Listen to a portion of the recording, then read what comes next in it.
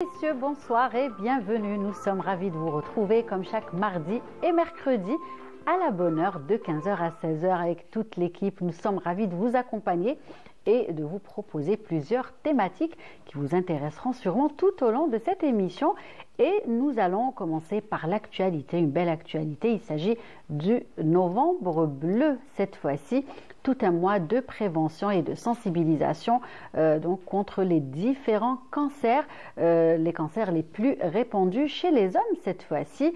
Et pour en parler cet après-midi, nous avons le plaisir de recevoir Dembri Amira, qui est vice-présidente de l'association ACEPA. Et ce qu'il faut savoir, c'est que plusieurs justement démarches, plusieurs activités sont organisées avec donc ces étudiants et cette association. Et justement, elle va nous en parler cet après-midi. Et puis, nous vous proposerons également l'instant architecture et design est également prévu dans l'émission tout au long de cet après-midi avec Yasmine Assari et la rubrique Inspiration Habitat. Nous verrons de quoi elle va nous parler et les conseils surtout qu'elle va nous donner cet après-midi pour être tendance et aménager notre intérieur. Nous verrons dans un tout petit moment. Et puis l'instant littéraire est également prévu, comme à chaque fois avec Faisal Bayoud. Et donc, nous verrons donc un moment dédié à la littérature. Nous allons sûrement revenir au bel événement qui vient de prendre fin. Il s'agit bien évidemment du Salon international du livre d'Alger. Bien, nous verrons tout cela avec Faisal dans un tout petit moment. Et Wahida Salim Chérif est également de la partie et chaque mardi, elle consacre son après-midi à la rubrique Shkouni Shfa. Eh bien, nous verrons de quoi il s'agit tout à l'heure. Est-ce que Nshfa, justement, les photos qu'elle va nous proposer cet après-midi. Et nous finirons avec l'instant consacré aux arts plastiques cette fois-ci avec notre invitée Kahina Bouhas qui est galeriste. Et bien nous verrons justement, elle vient d'ouvrir sa galerie. Nous verrons toutes les belles choses qui vous seront proposées, vous qui êtes fan justement d'art plastique. Nous en parlerons avec elle tout à l'heure. Voilà donc le programme de l'émission de cet après-midi, un riche programme comme chaque mardi. Et avant de recevoir tout ce beau monde de la musique, et on revient juste après, à tout de suite. علم الدنيا رواية عمر ما نشوف ورايا غير فيك نتيق هموم جرعتها في كاسي فاتوا عدوا على راسي حمول رفتها نقاسي في وقت الضيق كي تكون معايا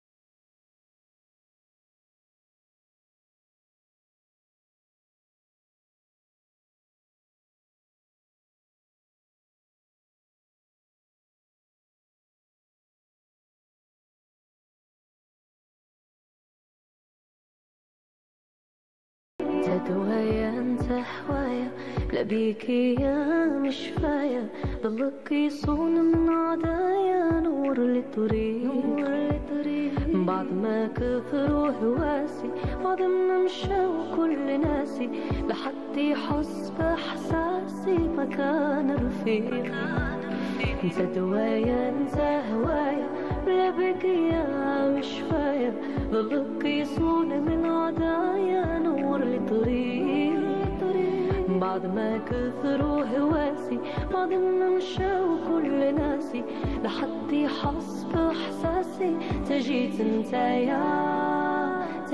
انتايا احلاه الحب كي يكون فعل ماشي كلام بعد خيبة الظنون ضحكت ليا هزيت مكتوبي مشيت حمدت الله ورضيت كي تكون معايا حتى للنهاية وعليك كتبت السطور في عيونك جلت البحور عطرت ايامي زهور وبيك فرحانة الماضي ما يجي في بالي ولا يهولني في حالي نقولها لك بصوت عالي نبغيك حتى أنا وعليك كتبت السطور في عيونك جلت بحور عطرت ايامي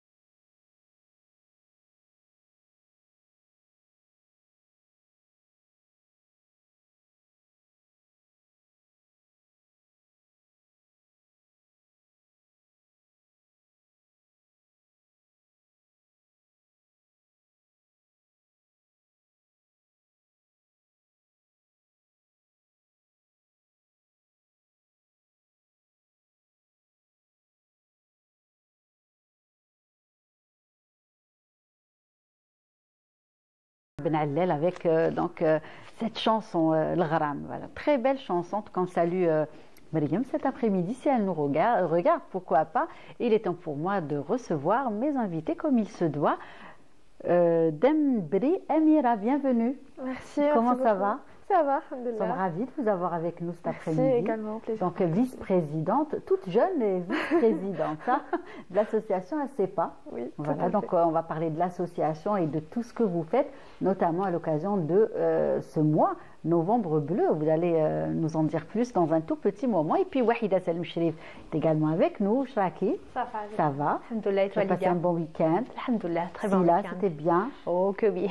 Voilà, nous y reviendrons en tout cas avec Faisal qui est aussi en notre compagnie cet après-midi. Comment ça va? Bonjour, ça va, merci et vous? Très bien, bienvenue. Merci. Merci donc d'être avec nous. Et nous reviendrons donc pour l'instant littéraire sur le SILA encore pour finir en apothéose justement les plateaux consacrés au SILA. Et puis elle est aussi avec nous, Yasmine Assari. Comment ça va? Ça va, merci. Depuis la semaine passée, ça va? Très bien. Oui. Très bien. Donc avec vous aussi, on va revenir sur le design, l'architecture, les tendances surtout de nos intérieurs cette fois-ci. En tout cas, on a hâte parce que vraiment c'est un sujet qui nous intéresse toutes, ça c'est sûr. Et c'est un plateau féminin, allez, majoritairement on va dire, mais Faisal aussi, ça va l'intéresser je pense. Voilà. Et donc on va commencer, je disais tout à l'heure, par l'actualité du mois, voilà, tout simplement. Il s'agit de Novembre Bleu, tout un mois consacré à la sensibilisation donc des différents cancers chez l'homme, les cancers les plus répandus chez l'homme. Et avec nous justement notre invité qui représente l'association ACEPA, puisqu'ils font beaucoup de choses dans ce sens. Et donc Amira Dembri, on va commencer peut-être par parler de l'association. Oui, tout à fait. Alors ACEPA, c'est l'association scientifique des étudiants en pharmacie d'Alger. Elle a été créée en 2009 par un groupe d'étudiants. Donc on fête cette année nos 15 ans voilà, d'existence. Et donc cette association, le but c'est de préparer l'étudiant au monde professionnel à travers diverses activités scientifiques et pédagogiques, mais aussi de promouvoir la santé publique à travers diverses campagnes de sensibilisation sur différentes maladies. Donc on a vu auparavant octobre, donc on parlait déjà, on en parle, on l'appelle octobre en couleur.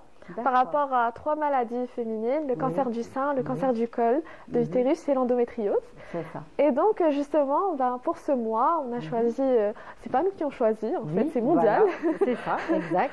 Oui, donc c'est Novembre Bleu, ou bien en anglais c'est Movember, par rapport à la moustache, le mot. D'accord. Justement pour parler des maladies masculines, donc tout ce qui est cancer de la prostate et des testicules. D'accord, très bien.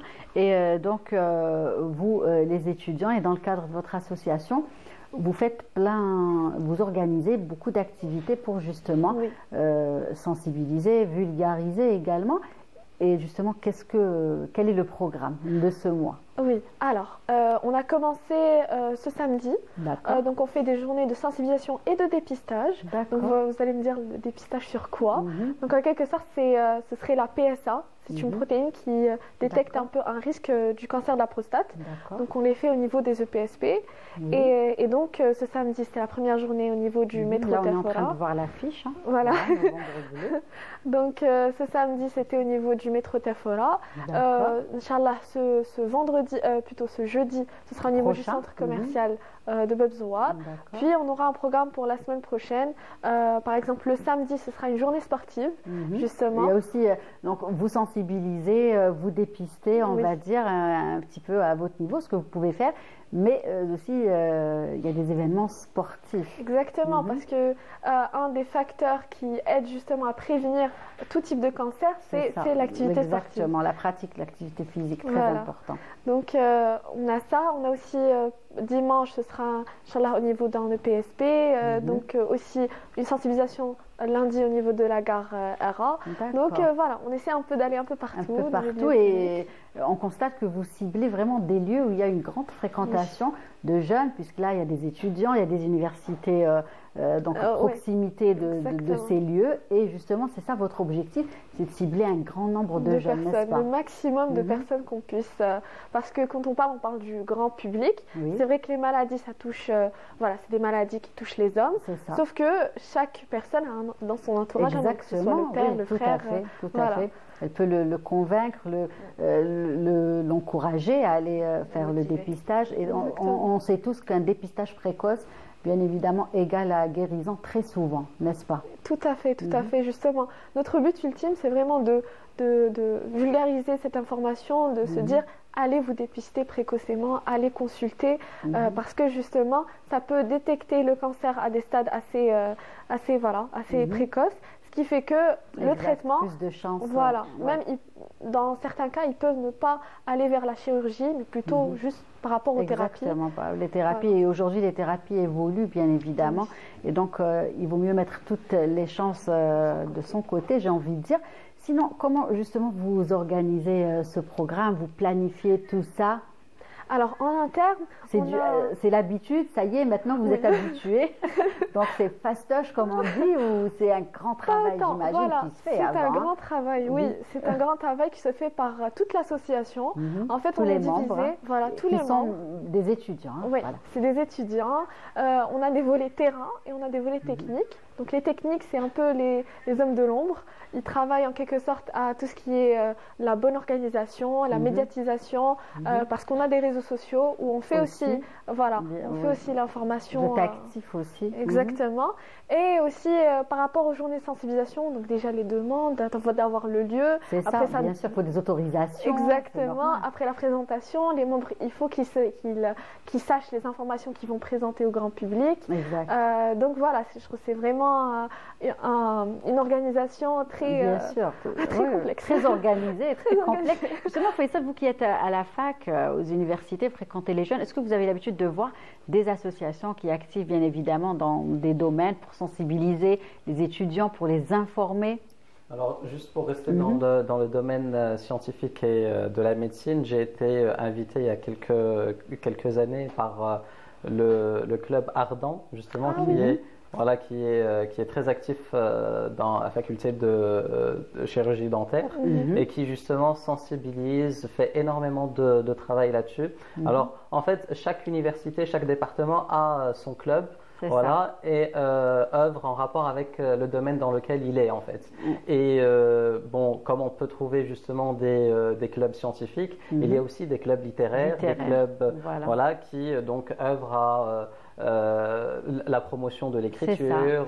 Voilà, exactement. Et c'est de belles choses que font les étudiants aujourd'hui. On n'avait pas ça avant. Ça, c'est... faut le dire, on n'avait pas ça. Donc franchement, quand on voit les étudiants actifs comme ça faire de belles choses, on est là, on leur ouvre les portes pour qu'ils viennent en parler parce que c'est vraiment de belles choses et c'est tout à leur honneur, comme on dit. Mais on va continuer d'en parler. Ce que je vous propose, c'est de découvrir un reportage justement sur le thème qu'on est en train d'aborder cet après-midi. Un reportage réalisé par notre collègue Naïma Loualish. En ce mois d'octobre bleu dédié au cancer masculin, le public est invité à s'informer sur les pathologies de cette glande connue sous le nom de l'adénome de prostate. On a remarqué qu'il y a une nette progression de ce cancer en Algérie. D'accord ? Le but, c'est d'arriver à un diagnostic précoce où on peut assurer un traitement radical, c'est-à-dire on peut assurer une guérison totale aux malades. Je me suis rapproché du centre hospitalier de Bab el Oued. J'ai fait l'affiche qu'il y a une journée de sensibilisation. Je me suis déplacé. Là, Inch'Allah, on va faire la sensibilisation. Pour les gens qui n'ont jamais fait le PSA, il vaut mieux qu'ils fassent le PSA pour essayer de détecter s'il y a lieu de... Le cancer est situé sur la partie périphérique de l'organe, d'où l'importance du dépistage précoce. C'est vrai que le cancer de prostate, c'est le plus fréquent chez l'homme au-delà de 50 ans. On sait qu'il y a les cancers en Algérie, il y a 50 000. Ceci dit, on n'a pas une idée précise pour toute la nation algérienne, puisque les registres de cancer commencent à s'installer dans différentes wilayas, mais pas toutes. Mais ça va venir. Le plus important, c'est que à partir de 50 ans, les hommes doivent venir. On leur fait un toucher rectal, on va voir la prostate, est-ce qu'il y a une dureté, est-ce qu'il y a un nodule, et on leur fait aussi un dosage du PSA. Et ceci dit, il y a des familles à risque, il y a des familles où il y a beaucoup de cancers de prostate ou de sein ou de l'ovaire. Dans ce cas-là, il faut les dépister avant 50 ans, c'est à partir de 45 ans. Plus le cancer est décelé tôt, mieux il se guérit. Le dépistage est donc recommandé dès l'âge de 50 ans, puisque passé 80 ans, le risque de présenter des cellules tumorales augmente de 80%. On continue avec nos invités, avec Amira plus précisément, qui nous parlait justement. Donc on a pu découvrir le reportage, c'était une journée de sensibilisation. Donc vous, ça s'étale sur tout le mois. Comment les jeunes justement prennent ces initiatives, vu que vous rencontrez beaucoup de jeunes? Est-ce qu'ils prennent ça au sérieux? Est-ce qu'ils prennent ça à la rigolade? Comment? Dites-moi, quels sont justement les retours? Alors justement, c'est par rapport à l'approche. Oui. Ça dépend des personnes. Il y en a qui viennent, on leur parle, ils préfèrent que ce soit les garçons qui leur parlent justement. Bon, oui, ça peut Et il y en a d'autres qui sont très intéressés et qui justement sont plus justement à découvrir plus, savoir plus comment ça se passe. Parfois, quand on leur dit que le cancer de la prostate, ça vient dans les âges assez, c'est très avancé, ils se disent ah mais 50 ans, voilà, c'est ça. Vous les rassurez un petit peu. Mais par rapport au cancer des testicules, c'est plutôt un cancer jeune. Ça vient de 18 à 35 ans. Donc c'est vraiment, c'est là où on essaie de les attaquer, de leur dire écoutez, faites attention et tout. De prendre plus la chose, j'ai envie de dire, au sérieux. Et j'imagine que vous avez aussi, que vous faites participer des médecins, des personnes qui sont dans le corps médical pour vous aider, n'est-ce pas? Oui, justement, bien sûr. Par rapport au dépistage, on ne le fait pas seul, parce qu'on est étudiant, malgré tout. Donc justement, on est accompagné. Collabore, donc j'imagine que les médecins collaborent avec vous. Exactement, voilà. Donc ils collaborent pour justement avoir, on va dire, le côté un peu professionnel, un peu plus médical, bien sûr. Justement pour même apporter un peu la crédibilité et que voilà, ce qu'on fait, c'est un truc, c'est un acte médical qui est par pur, pour nous c'est du bénévolat, pour eux aussi parce qu'ils collaborent avec nous. Donc vraiment c'est un travail d'équipe, j'ai envie de dire. C'est un travail d'équipe. Et aussi vous êtes la vice-présidente, mais bien évidemment, il faut dire et mentionner qu'il y a toute une équipe derrière vous. Beaucoup d'étudiants, beaucoup d'encadreurs, beaucoup, n'est-ce pas? Oui, beaucoup. Déjà que les informations qu'on donne, en général, c'est des informations assez légères. On essaie d'aller vers les facteurs de risque, le traitement, les petits conseils, voilà. Et tout ça est préparé en amont par des équipes de documentation, des équipes de... Voilà. Donc c'est vraiment un travail qui se fait en équipe par toute l'association, par tous les membres, des différents volets, même au sein du volet de la santé publique. Donc le but est le même, et le seul, c'est de vraiment corriger, contribuer à améliorer la santé publique en Algérie, de sorte d'apporter juste le petit plus de voilà, une personne est sensibilisée, une personne comprend mieux. Exactement. Parler aussi d'alimentation avec ces jeunes. Exactement. Parce que vraiment, c'est un facteur aujourd'hui. On sait que la plupart des cancers, bien évidemment, il y a aussi, sont dus à la mauvaise alimentation, justement. Oui. Nous sommes habitués à des régimes alimentaires occidentaux qui vraiment nous font pas de bien. Et justement, ces étudiants ont tendance à aller manger pas sainement, j'ai envie de dire, quotidiennement. Et donc, c'est vraiment, on peut cibler toutes ces causes. Hein. Exactement, le régime alimentaire des étudiants, il est connu pour être voilà, assez... c'est ça, malheureusement. Voilà. Ouais, malheureusement. Et l'alimentation, surtout en graisses saturées, etc. Et en plus de ça, l'absence d'activité physique, les deux, le combo, c'est un facteur de risque très important. Tout à fait. Donc, vous êtes très pris, j'ai envie de dire, vous, les étudiants de pharmacie, hein, qu'on le rappelle, donc tout au long de ce mois avec toutes ces activités, n'est-ce pas? Tout à fait. Donc, avec ça, on organise aussi d'autres activités, que ce soit par rapport aux actions humanitaires, par rapport au développement professionnel. Donc, on essaie de tout toucher. Surtout que bientôt, Inch'Allah, Ramadan. Oui, justement. Voilà. Donc, ça commence déjà à se préparer. Oui. Ramadan, par exemple, on essaie de faire plus vers les maladies gastro-intestinales, le cancer du côlon, donc tout ce qui est comme ça. C'est vrai. On essaie de toucher les maladies à ce qui va avec C'est ça. Octobre rose, c'est les cancers du sein. Voilà. Donc, vous vous adaptez un petit peu avec l'actualité internationale, hein, j'ai envie de dire. Hein. En tout cas, c'est tout à votre honneur et merci d'être venu partager toutes ces belles choses avec nous. En tout cas, c'est pas fini, on va continuer toujours, puisque plein de rubriques sont abordées tout au long de cette émission, actualité, santé, mais aussi architecture et design. Et c'est Yasmine Assari et c'est juste après le jingle.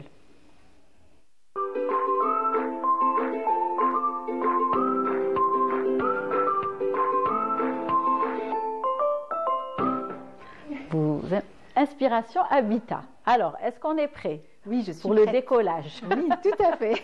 Ok, imminent. D'accord, c'est bon. Alors, bienvenue à toutes et à tous donc, dans cette rubrique d'inspiration Habitat. Et aujourd'hui, nous allons parler des tendances donc, de décoration en 2025. D'accord. Voilà, donc nous allons les découvrir ensemble. Et la bonne nouvelle, c'est que en fait, je vais donner des conseils et des astuces pour pouvoir les adapter à la maison, sans pour autant exploser son budget. C'est ça, tout changer ou tout, juste... voilà, tout à fait. Des petits changements, j'ai envie de dire, qui vont faire la différence. C'est ça? C'est exactement ça. D'accord, voilà. Très bien. Donc, nous allons commencer par les couleurs. Et cette année, en fait, les couleurs, les teintes sont plus... Voilà, les teintes à l'honneur sont des teintes naturelles. Donc, c'est plus le terracotta, le vert sauge, l'ocre. Voilà, je ne sais pas si nous avons... Oui, on va commencer par voir les images. Quelques images. Ça va venir. Très bien. Oui. Donc, alors, les couleurs sont des couleurs chaudes, chaleureuses, et elles transforment complètement en fait nos intérieurs, parce que le mariage donc de l'orange avec le vert et justement, on voyait un vert, un beau vert. C'est quel vert? C'est un vert sauge. Sauge, d'accord, pas olive. J'aurais dit olive. Hein. Pareil. Oui, ça c'est l'œil du professionnel. Hein. Et j'ai pas tout à fait vu en fait. Ah d'accord, c'est pas grave, ça va revenir. Les images vont arriver petit à petit. Et donc c'est des couleurs apaisantes, chaleureuses. D'accord. On est plus vers un univers un peu cocon. Donc voilà, c'est les couleurs à adopter pour cette année. D'accord. Et est-ce que justement la couleur peut avoir un lien avec notre humeur, par exemple? Est-ce qu'elle peut nous déstresser? Est-ce qu'elle c'est ça? Hein, alors cette année justement, la tendance décoration est plutôt axée sur le bien-être. Voilà. Donc on va voir en fait dans un petit moment plusieurs petites photos. Là il y a une photo. Est-ce que vous arrivez à la voir? Non. Non, j'ai pas regardé, mais oui. Bon, là en fait il y a une vraie volonté de revenir de reconnecter, d'introduire plutôt d'insérer la nature à la maison, voilà, dans nos habitats. Et de réintroduire en fait cette notion de verdure, mais aussi avec les matériaux naturels comme le bois, le lin, le jute, voilà, c'est de beaux matériaux, ça donne toujours ça. En fait, voilà, décor.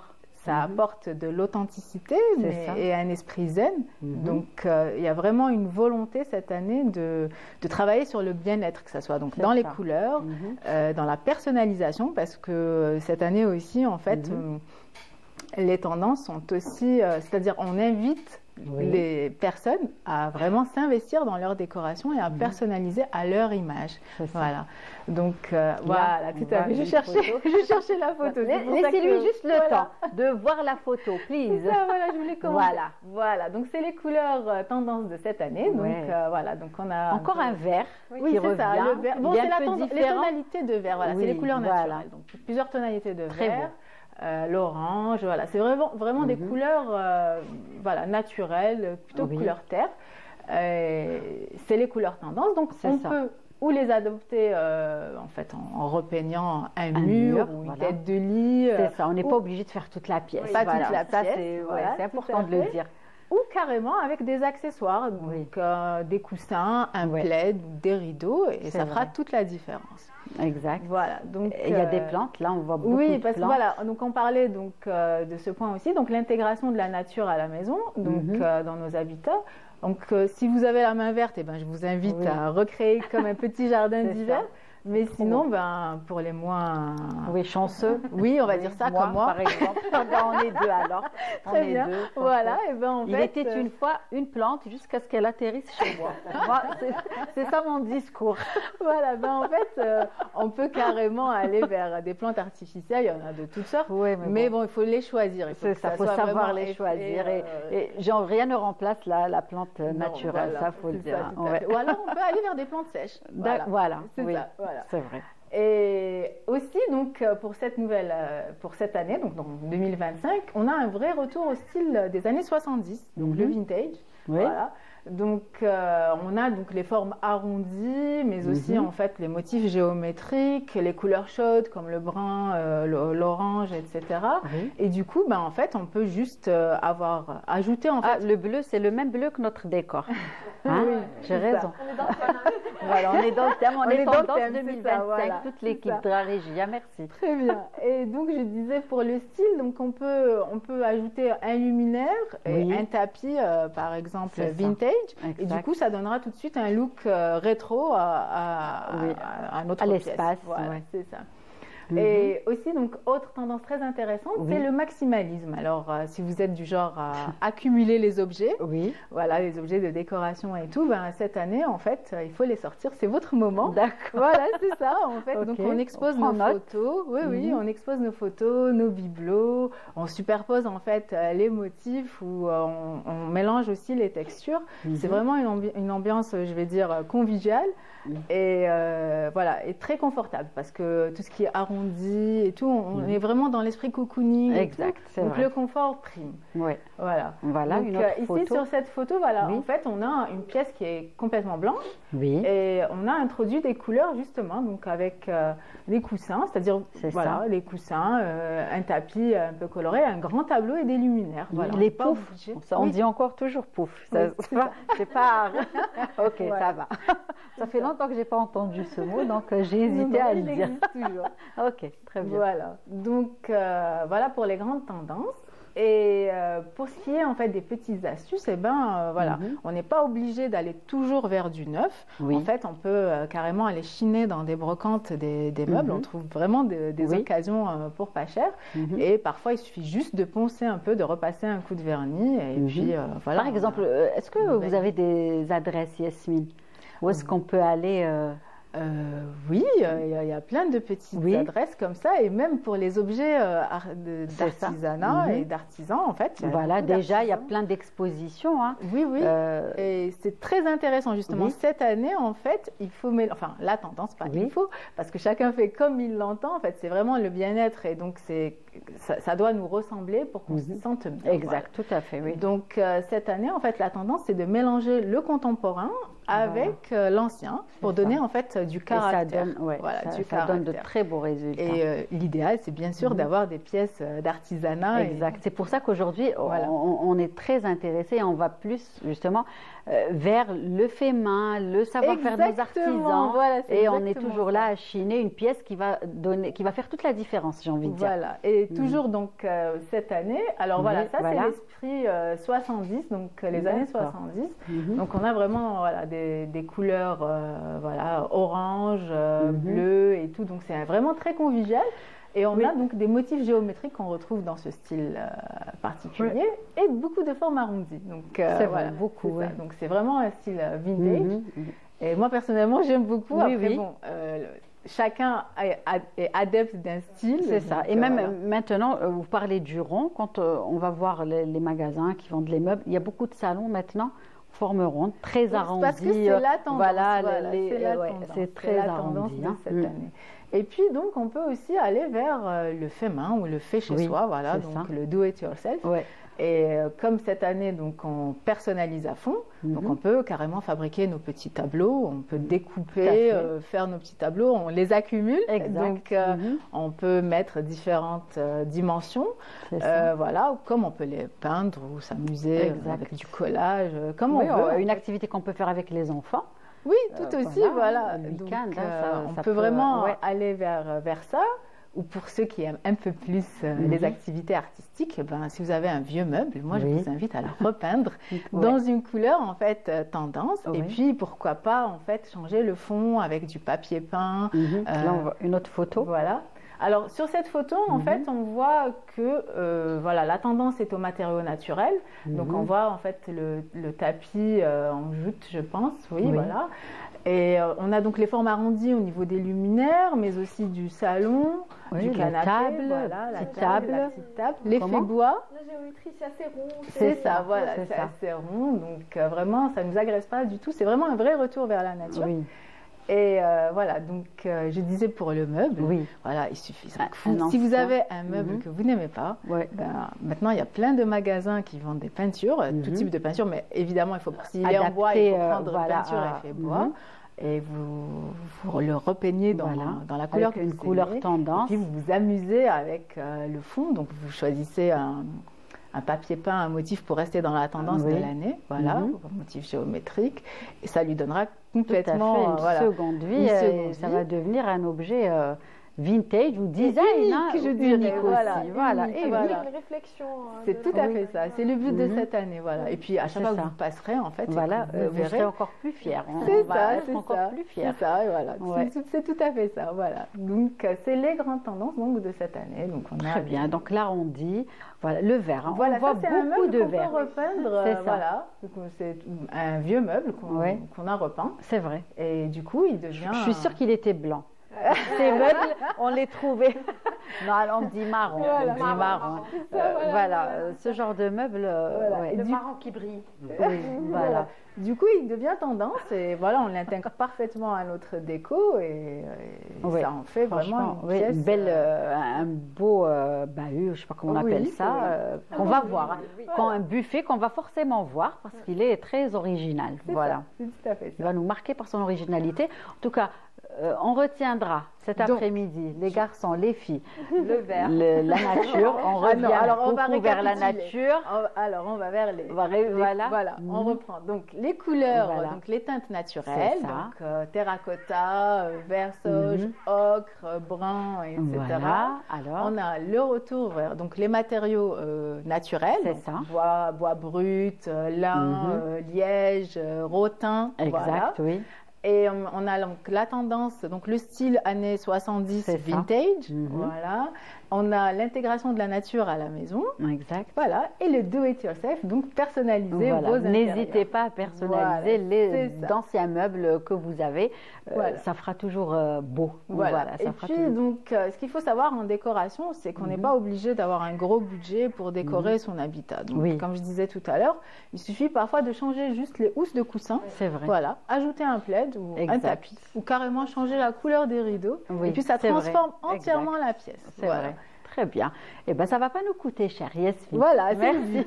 Et c'est le but, justement, de la rubrique de Yasmine. Merci, en tout cas, de l'avoir consacrée à nos intérieurs. J'espère que vous avez pris note et que vous allez vous y mettre dès ce week-end, pourquoi pas. Voilà, en tout cas, on vous retrouvera demain. Oui, demain. Voilà, avec grand plaisir. Merci Yasmine. Merci à vous. Et c'était la rubrique architecture et design avec Yasmine Assari.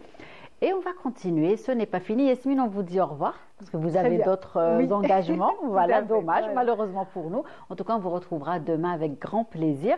Et on va continuer, nous, toujours avec nos invités. Une autre invitée qui va nous rejoindre pour parler d'art plastique et de galerie d'art cette fois-ci. Et ça sera juste après ce reportage réalisé par Walid Yousfi.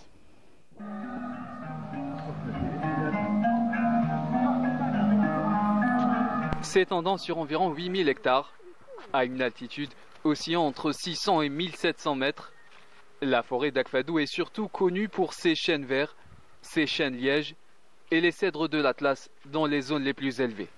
Nous sommes au niveau de l'un des nombreux lacs de cette forêt, le lac Ouroufel, un spot très prisé par les campeurs.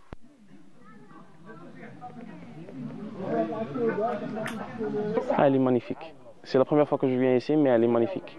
C'est incroyable. Il y a plein de paysages, plein de vues, du calme, de la nature. Il y a tout, il y a tout. La forêt d'Akfadou est connue beaucoup plus pour sa faune et sa flore. Beaucoup d'animaux qui vivent ici. Nous avons passé la nuit ici. C'était très agréable. Aujourd'hui, c'est à mon tour de faire la cuisine. Alors, au menu, nous avons du poulet à la crème et des pâtes. Le reste du groupe est parti chercher du bois.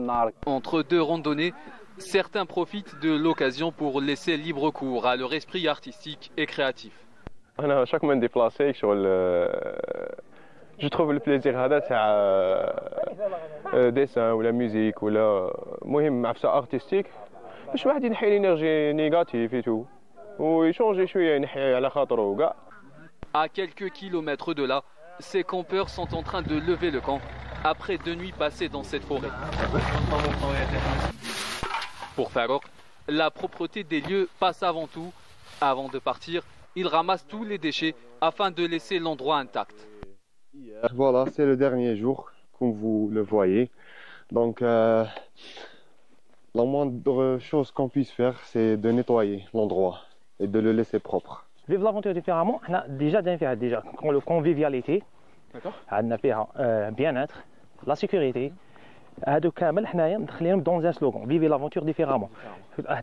تعيش لافونتور معنا نوصف بحاجه واحده اخرى كامل باش خليك ما تكونش عندك سونتيمون بليك مع اجونس ولا خليك تعيش هذيك لافونتور بلي راه كامل جروب دامي راكم عايشين هذيك لافونتور. Le week-end touche donc à sa fin et les campeurs repartent avec le sourire, des souvenirs plein la tête, avec une seule envie, revenir le plus tôt possible.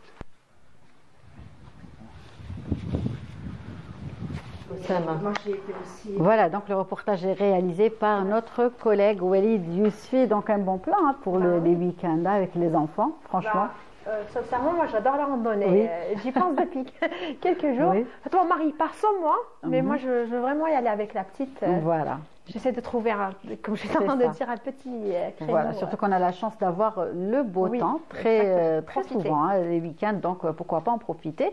Et on va continuer toujours avec Wahida, Faisal et nos invités.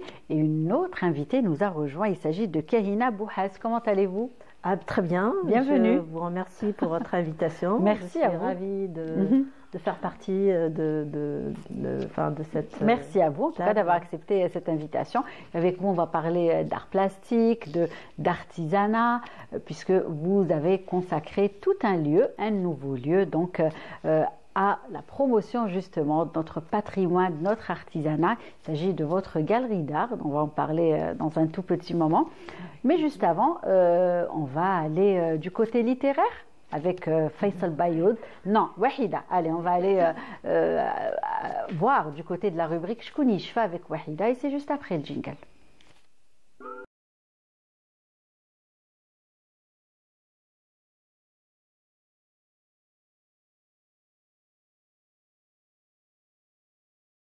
Alors, Shkouni Shfa. De quoi va-t-on parler cet après-midi? Justement, une rubrique dédiée aux filles. Tu m'excuseras aujourd'hui, Faisal. Mais t'inquiète, la semaine prochaine, tu vas être vraiment concernée. Donc, les filles, est-ce que vous avez été fashion victime en étant adolescente jeune? Moyen, pas trop. À un certain âge, oui. Je parle les tenues vestimentaires que les jeunes filles portaient. D'accord, oula. Allez, une tenue l'époque, quelle époque? On va dire 80-90. Qu'est-ce qu'on portait à cette période? Ça vous dit quelque chose? Je sais pas, les hoodies ou des jeans larges, je sais pas d'eff, très anciennes. Oui, pas d'eff. Oui. Il y avait aussi. Oui. Toi, je me souviens des 2000. Avant ça. D'accord. En 2016. Voilà, oui. 2000 aussi, il y avait aussi une tendance qu'on va aussi les retrouver. On va découvrir ensemble des images. Franchement, oui. Je pense qu'avec les images, ça va nous revenir. Mais là, comme ça. Entre les années 80, enfin, on a commencé 70, 80, 90, on a vu plein de couleurs, plein de tenues qui ont apparu, qui ont fait leur apparition. Il y a eu des tendances. Donc, on commence par les pantalons. Les pantalons, c'était les pantalons larges, super larges en jean pour les filles, les pas d'eff. Il y avait aussi des pantalons avec plein de poches. D'accord. Est-ce que vous vous souvenez de ça où les filles portaient ce genre de pantalons? C'est plus hip-hop, culture hip-hop. Exactement. Exactement. Il y avait des couleurs, différentes couleurs. Voilà, on est en train de voir. Voilà, oui. Ça revient. Oui, voilà, ça revient. Là, oui, ça revient. Ça revient. Exactement. Vous allez voir que la moitié des vêtements qu'on va voir, ils reviennent au goût du jour. Donc, on avait ces jeans. Il y avait toujours des couleurs foncées et claires. On osait le clair avant. Il y avait aussi ça s'appelait des baguettes. Des baguettes.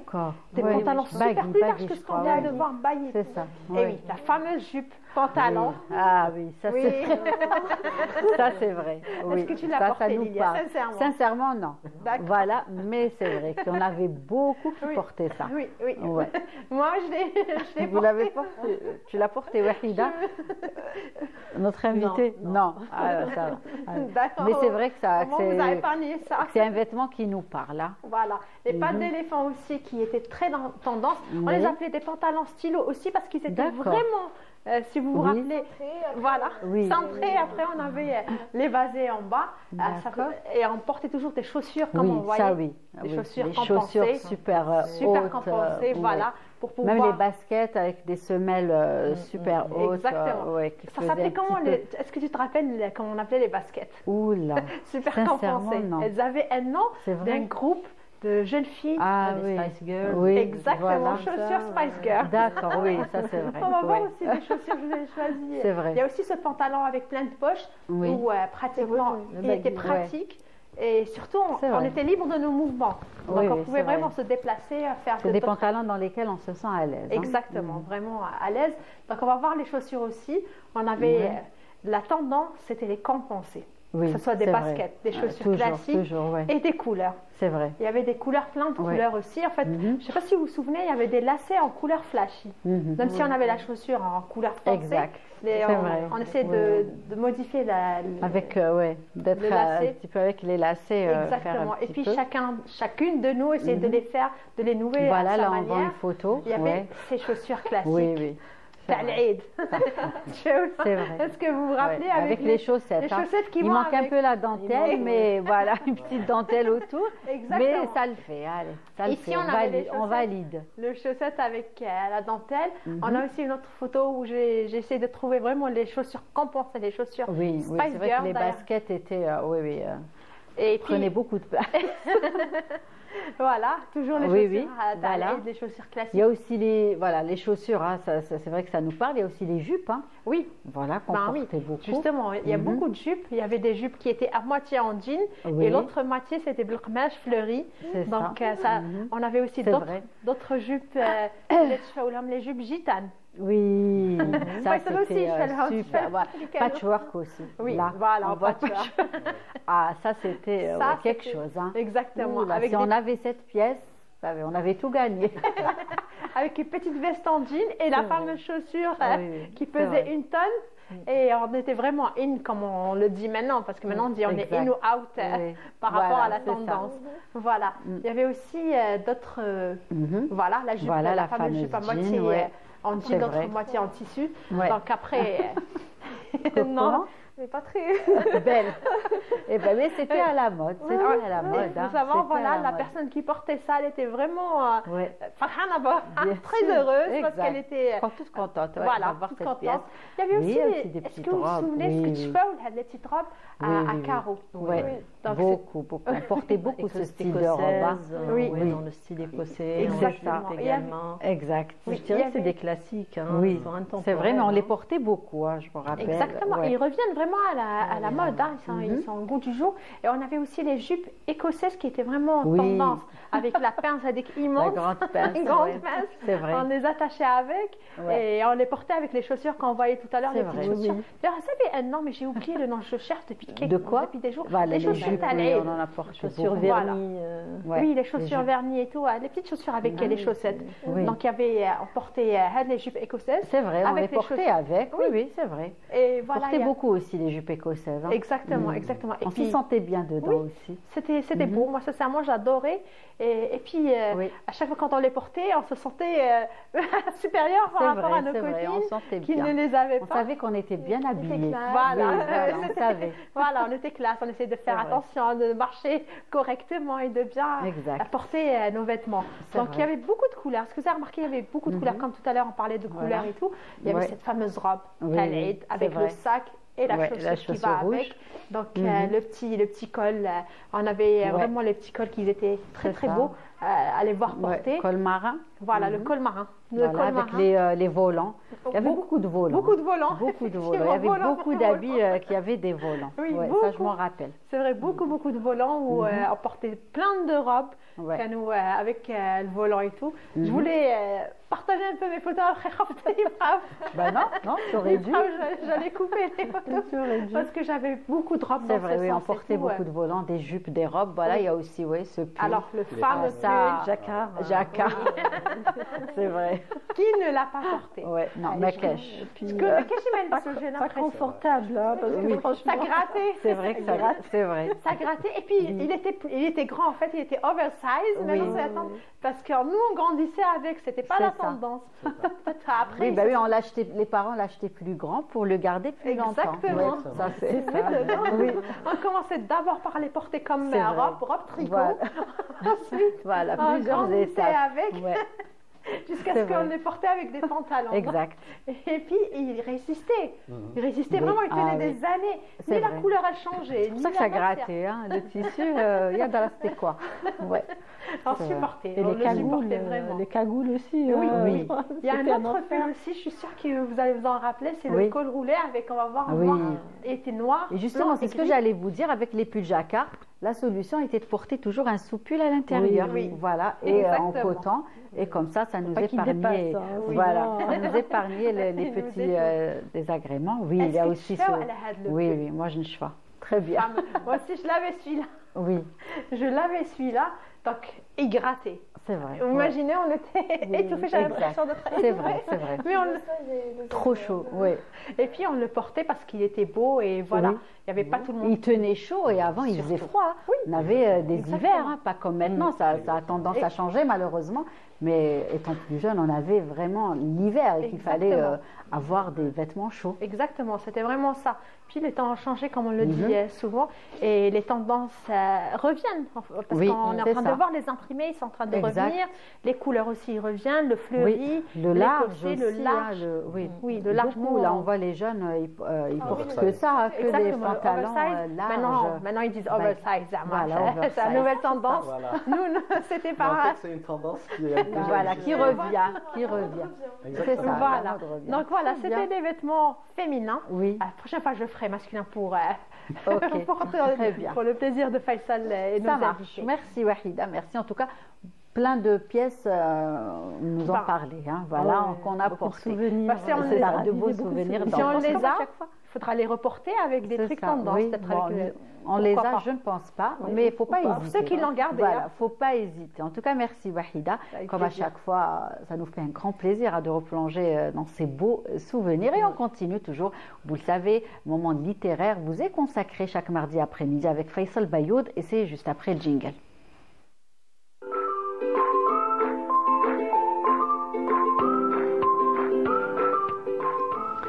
Alors Faisal, Sila, On va finir en apothéose, j'ai envie de dire, alors, qui dit novembre, cet après-midi. Dit SILA obligatoirement. Donc, le SILA, alors cette année, donc la 27e édition du SILA. Alors, qu'est-ce qu'il y a eu? Bon, donc, les mots-clés, on va dire, du SILA 2024. Donc, on a eu le Qatar comme invité d'honneur, n'est-ce pas? Alors, le slogan qui est très révélateur de cette année, donc en arabe, Naqra' li nantasir, donc un clin d'œil à la révolution du 1er novembre algérienne, et également une petite pensée à nos frères palestiniens à Gaza. Comme à chaque fois. Donc, voilà, c'était un SILA assez émouvant de ce côté-là. C'est vrai. Alors, avec beaucoup de symbolique, voilà, on va dire. Exactement. Alors, ce qu'il faut rappeler également, c'est que donc, cette année, il y a eu plus de 40 pays qui ont été invités, dont 7 pays africains. Pratiquement plus de 300 000 titres ont été exposés et vendus au SILA.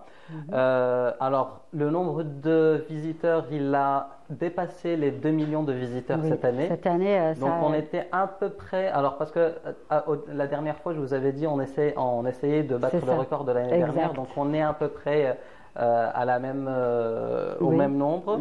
Donc, il y a eu énormément de ventes dédicaces, donc énormément d'auteurs qui ont fait donc le déplacement, qui ont été vers les lecteurs, qui ont rencontré leurs lecteurs, qui ont rencontré donc des jeunes et des moins jeunes. Hein, voilà. Il y a eu énormément de catégories, de genres. Alors, quelque chose que j'ai remarqué moi cette année aussi là, c'est il y a eu, bon, il y en avait les années précédentes, mais cette année un petit peu plus, c'est le retour de la littérature berbère et amazigh en langue amazigh. Exact. C'est quelque chose de très très intéressant. Sûr, donc les maisons d'édition commencent à un petit peu à plus, exactement à publier dans ce sens.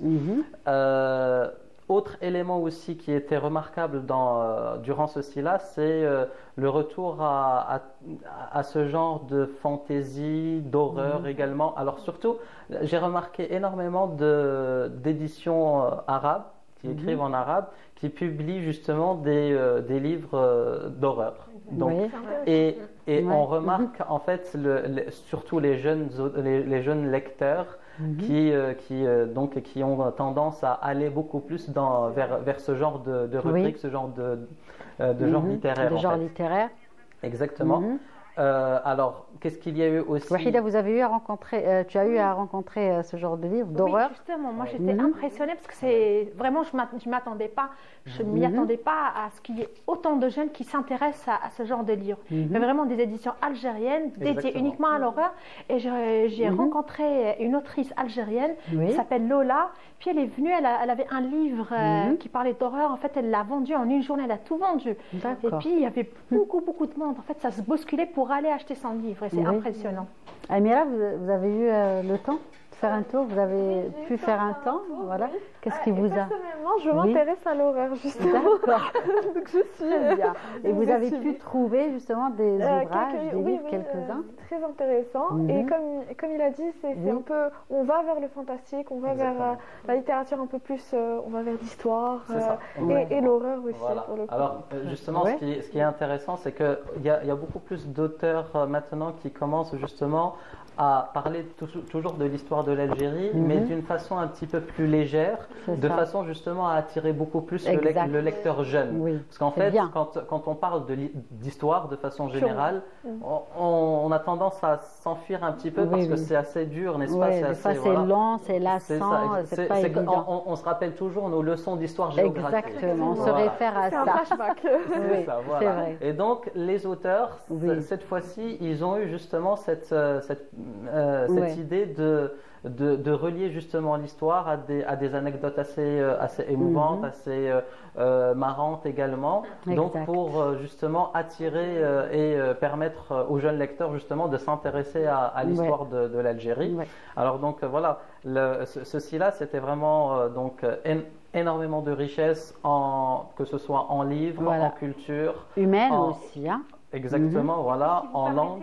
il y a aussi la rencontre avec l'auteur, parce qu'en fait, quand il y a eu un livre, des dédicaces, des tables rondes. Il y avait beaucoup de personnes qui étaient présentes, beaucoup d'auteurs qui étaient présents. Ils ont fait justement des tables rondes. Il y a eu des conférences. Justement, j'allais venir à cela. Alors, il y a eu justement alors, on a le côté donc vente de livres, etc. Et puis, il y a eu aussi les différentes conférences et les tables rondes qui ont été organisées. Voilà. Alors, il y a eu des Algériens, mais il y a eu également des étrangers, essentiellement des Africains, des Arabes venus donc du Moyen-Orient. Exact. Donc énormément. En fait, on a mis l'accent énormément sur la culture africaine et l'identité africaine, notamment à travers des conférences, justement pour parler des langues africaines, et surtout de la culture africaine, parce que déjà. Si on parle de l'Algérie, en Algérie, on a énormément de richesses en rapport avec la culture, avec les traditions. Donc, c'était justement l'occasion d'en discuter, de faire aussi des collaborations. De mettre ça en avant. Voilà, exactement. Il y a eu énormément de collaborations entre justement des Algériens et des étrangers dans ce sens-là. Parce que ce qu'il faut savoir, c'est que les étrangers, quand ils viennent, ils découvrent des choses vraiment incroyables. Et c'est à ce moment-là, en fait, qu'ils aient justement l'idée de tenez, on va en parler, on va faire des collaborations, on va vous inviter chez nous, etc. Et donc, ça fait justement promouvoir la culture algérienne. Et puis, en fait, c'est une histoire de visibilité sur le continent africain et dans le monde arabe. Très belle initiative, j'ai envie de dire. Heureusement qu'il y a le SILA qui permet aujourd'hui de faire ça, mais aussi maintenant il y a d'autres événements dédiés à l'Afrique. Et puis il y avait un petit espace aussi pour les artisans, parce que là c'est très important ce que Faisal vient de nous dire, c'est qu'on a aussi là, on a la chance d'avoir des étrangers qui viennent découvrir la culture algérienne. Il y avait un espace dédié à l'artisanat algérien, donc il y avait plein de belles choses à faire découvrir, que ce soit gastronomique, il y avait des vêtements aussi traditionnels algériens, des bijoux algériens, il y avait plein de choses à partager avec des étrangers, ils étaient impressionnés. Il y a eu cet échange culturel entre les étrangers et les Algériens. Parce que nous on le présente avec fierté et tout. J'avais vraiment assisté à cela, quand il y avait en fait, à un moment donné, quand les étrangers qui exposaient, quand ils finissaient leur exposition, ils partaient faire un petit tour, ils étaient vraiment impressionnés. Ils ont découvert les types de musique algérienne. Alors, on a les instruments de musique, parce qu'il y avait un artisan qui faisait des instruments de musique. Ils ont essayé les tenues traditionnelles. Ils étaient impressionnés par les tenues de notre grand désert algérien. Parce que certains pays qui sont vraiment froids, ils ne savaient pas qu'on avait une certaine qualité de tissu qui était adapté à la chaleur et au froid. Voilà, les chaussures aussi, je les ai vues impressionnés par les chaussures en cuir. C'est des chaussures algériennes faites ici en Algérie par des artisans. Donc ça, c'est... Oui, bien sûr, c'est tout à notre honneur. Et voilà. Une vitrine, une sorte de vitrine, on va dire, de SILA. Quelque chose qui m'a vraiment remarqué, justement, qui m'a vraiment marqué durant ma petite escapade, c'était justement l'échange c'était une dame justement africaine qui avait son stand de bijoux africains, et puis une Algérienne qui justement elle s'échangeait justement les techniques et puis surtout leurs affaires. Les modèles, ce qui les différencie. Chacune expliquait justement c'était quoi ce qu'elle faisait, en quoi ça consistait, etc. Ces échanges sont très enrichissants, j'imagine, pour de futurs projets. Exactement. Autre élément également très intéressant qui est très important aussi, qui a été marqué dans le SILA, c'est justement le retour à la littérature jeunesse. Et entre autres, avec surtout la collaboration entre les Algériens et Oman, qui justement des éditeurs où à la fin en fait ils ont décidé justement de faire des collaborations parce que bon, quand on parle de littérature de jeunesse, on parle de contes, on parle d'histoires pour enfants, on parle donc de manuels pour enfants, etc. Et donc justement cet échange et cette collaboration permettrait justement à créer, à éditer des livres dans ce sens, tout en restant justement dans le patrimoine algérien et arabe. Très bien, en tout cas, on a bien fini, j'ai envie de dire, le moment SILA, donc, qui était bien évidemment un rendez-vous littéraire très attendu, et à chaque fois, plein de belles choses sont proposées aux visiteurs ainsi qu'aux exposants, et c'est une sorte de vitrine, bien évidemment, qui met en avant toutes les richesses culturelles, artistiques et littéraires de notre pays. En tout cas, merci Faisal, merci pour ce choix, merci Wahida aussi, puisque tu étais aussi parmi les visiteurs, voilà. Et donc on va continuer, parce qu'on parlait de bijoux, d'artisanat, du savoir-faire à l'algérienne. Il s'agit aussi, c'est votre cheval de bataille, j'ai envie de dire, puisque vous avez décidé carrément de créer un lieu pour mettre en avant tout cela, n'est-ce pas? Tout à fait. Alors, j'ai créé ce lieu-là qui est le Tindi Concept. On est du côté de Parc Mirman, vers Chevalet.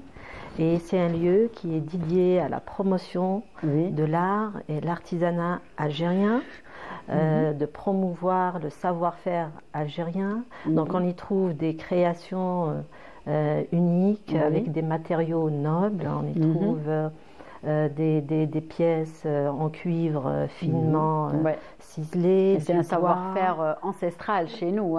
Tout à fait, du bois, de la maroquinerie, du cuivre, du textile avec des broderies, des bijoux, mais vraiment sans limite, des peintures également, qui représentent un peu tout notre héritage. On a un héritage riche, très riche. L'Algérie a connu beaucoup de civilisations qui se sont installées avec leur savoir-faire. Là, on est en train de voir la vidéo, c'est très beau. Oui, avec leur savoir-faire.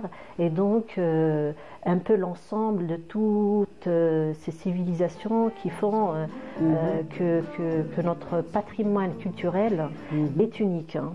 Exact. C'est très beau. Et nous devons le protéger, le promouvoir. Le promouvoir aussi. On a de quoi être fiers. Voilà, on parlait des tendances dans différents domaines, également la lecture, comme on le voit. Exact. Mais quand il s'agit d'identité, je pense qu'il est essentiel de la préserver.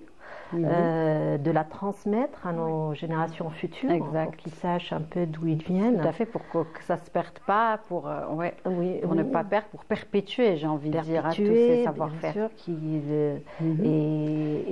et à travers ces objets-là, en choisissant de soutenir nos artisans, c'est vraiment déjà contribuer en quelque sorte à transmettre un petit peu faire perpétrer ce savoir-faire. Oui, tout à fait. En tout cas, de belles choses, de beaux objets, magnifiques, de belles pièces aussi.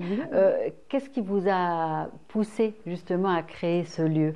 Parce que vous-même, vous êtes passionnée, amatrice. Tout à fait, tout à fait. Donc, dans un premier lieu, c'est vrai que je viens d'un autre domaine, mais j'ai toujours été passionnée de l'art en général, de l'artisanat algérienne, donc autant que cliente, amatrice.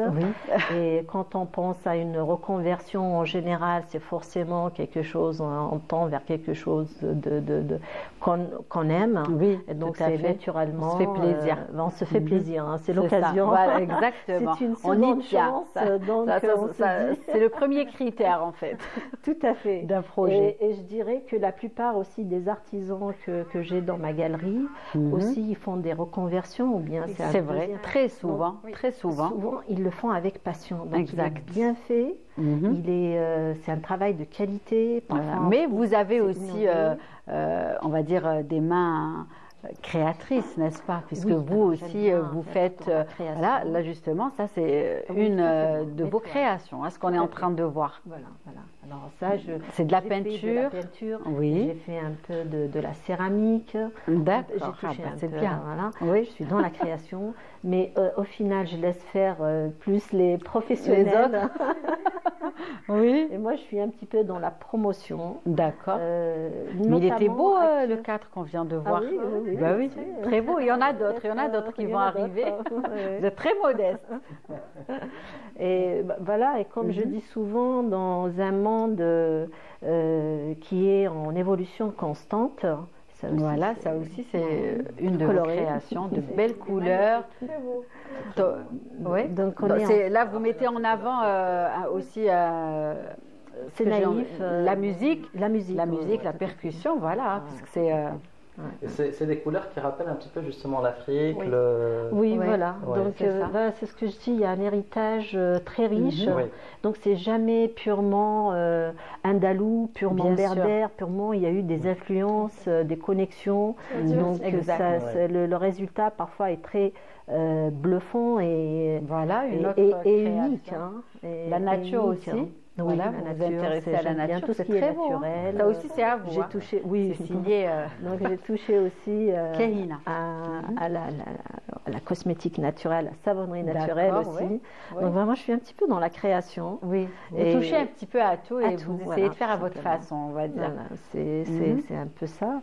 Et l'idée que je disais avant, tout simplement que le monde est en évolution constante. Donc il est important un peu de sauvegarder notre identité, notre patrimoine. Là aussi, un autre cas. Ah, vous l'avez vu, orange, avec des symboles peut-être géométriques. Comment vous les mettez chez vous? Voilà, celui-là. Celui-ci aussi, très beau. J'y tiens. Alors, à chaque fois que je fais quelque chose, je dis non, lui, il ne va pas partir. Ça aussi, c'est très beau. Voilà. C'est quoi pour vous? Une fenêtre? C'est une feuille. En fait, voilà. Après, chacun. Oui, moi, je vois un petit peu une fenêtre et on voit à travers. Vous aussi? Amira? Oui, oui. Chacun ce qu'il peut. Voilà, les symboles qu'on retrouve sur les tapis aussi.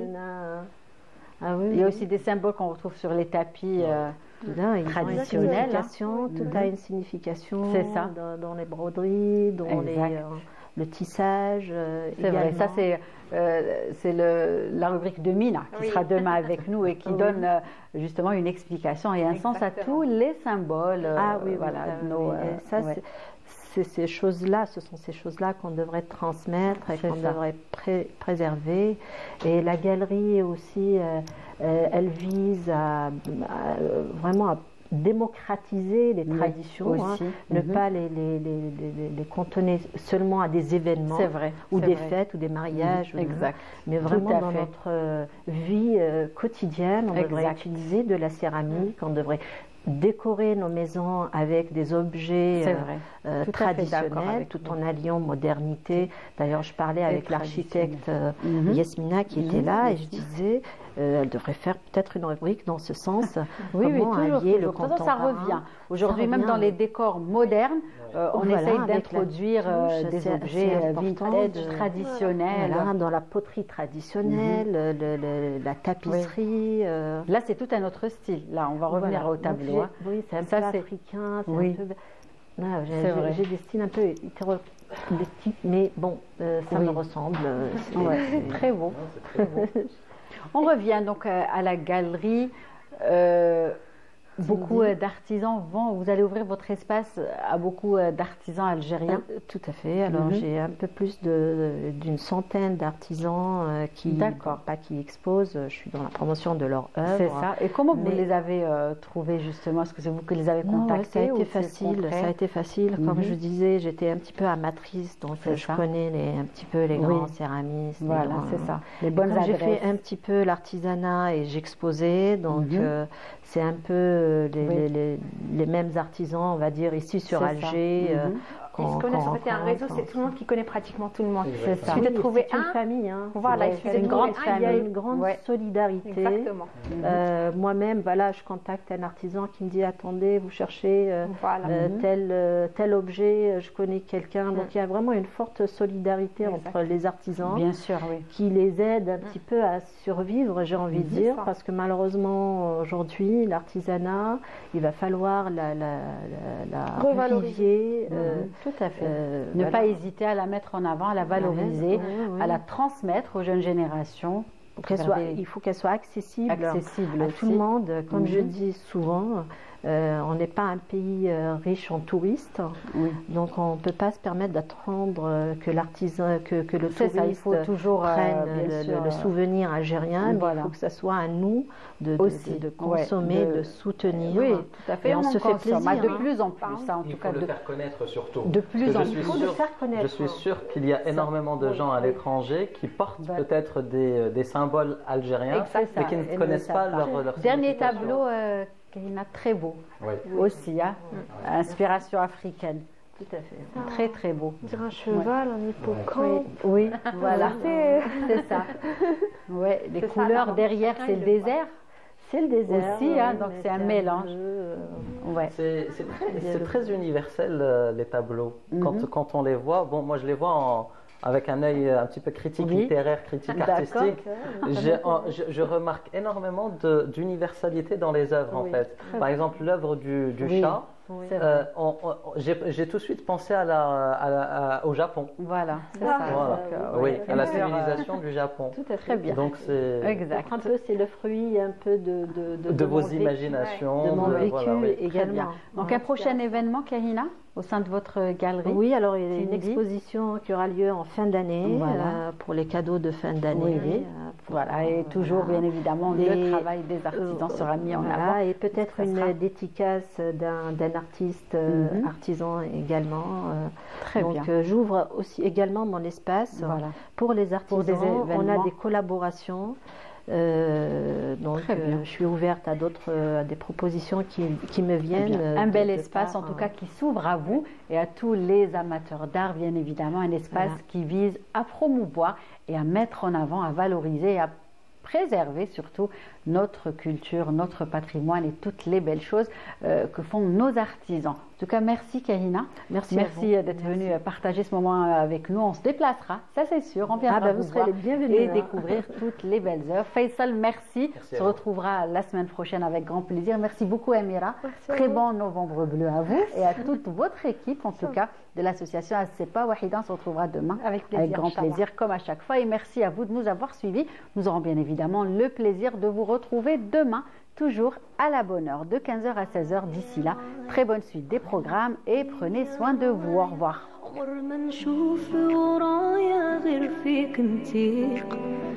هموم جرعتها في كاسي فتوعدت وعلى راسي حمول رفتها نقاسي في وقت الضيق كي تكون معاي